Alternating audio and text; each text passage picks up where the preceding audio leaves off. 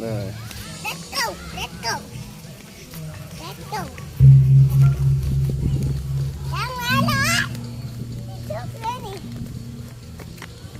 ไว้ก่อนเอ๊ะน่ะต้องช้าๆเนี่ยชุบลงไหนคือมัน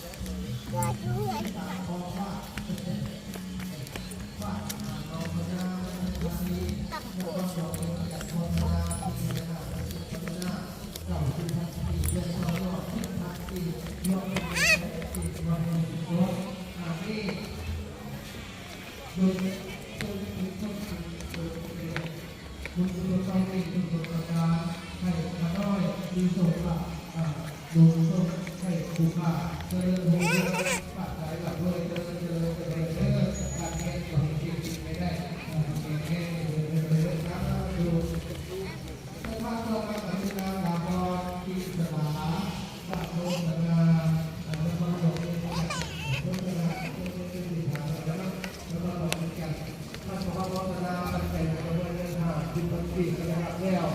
คนเป็นประธานเกี่ยวกับสมาชิกเถ้าจะทำเป็นอย่างเป็นเมืองเก่าขอให้คุณประกอบกับการศึกษา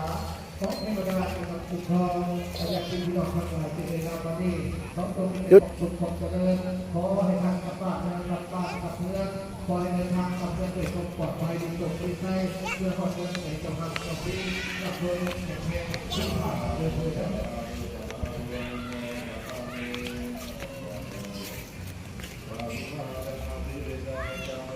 ไม่บอกทำไม